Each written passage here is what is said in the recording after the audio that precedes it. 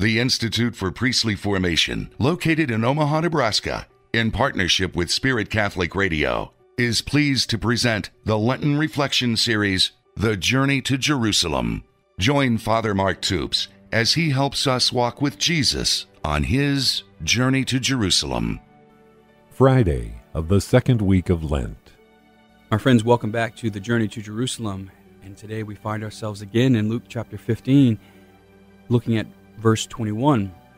Father, I have sinned against heaven and against you. I no longer deserve to be called your son.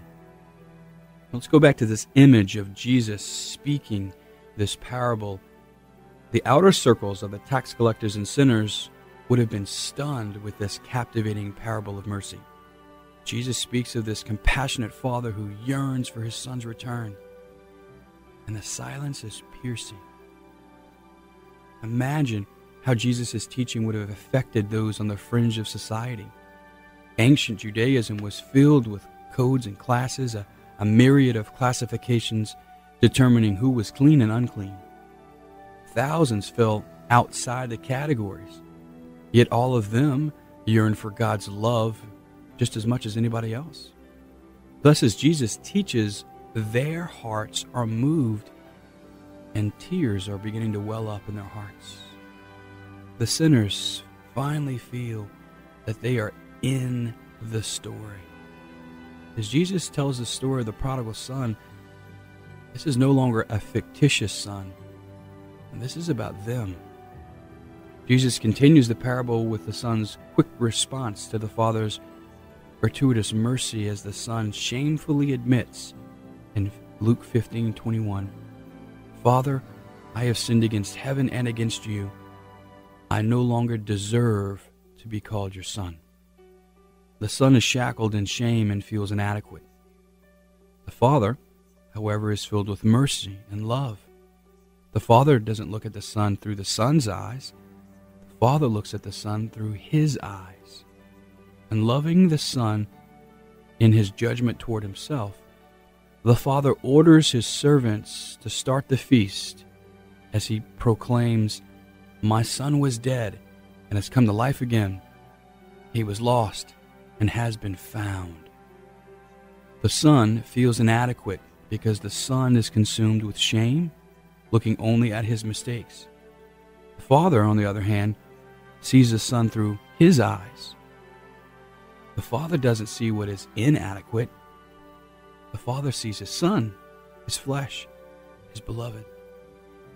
My friends, I really believe that many of us, our deepest fear is that we are inadequate. A lot of us have a deep fear that once people really know us, that they won't love us. Yet Jesus doesn't look at us through our eyes. He looks at us through the eyes of love. He sees us, not simply our inadequacies.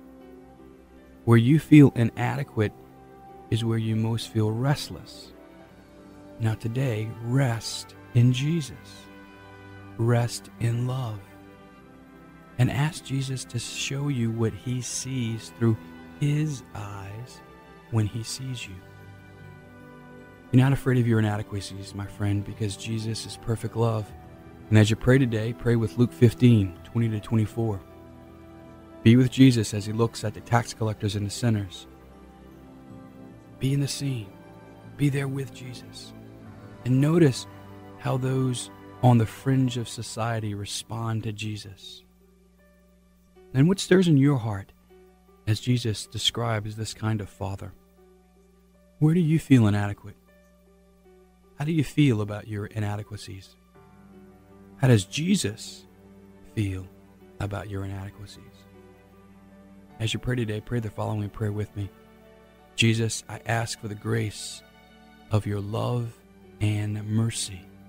I beg you to enter into my inadequacies. God bless you. To listen to today's reflection again, or to order a copy of the Journey to Jerusalem booklet with the daily readings, the website is www.priestlyformation.org. Join Father Mark Toups during this Lenten season as he helps us walk with Jesus on his journey to Jerusalem.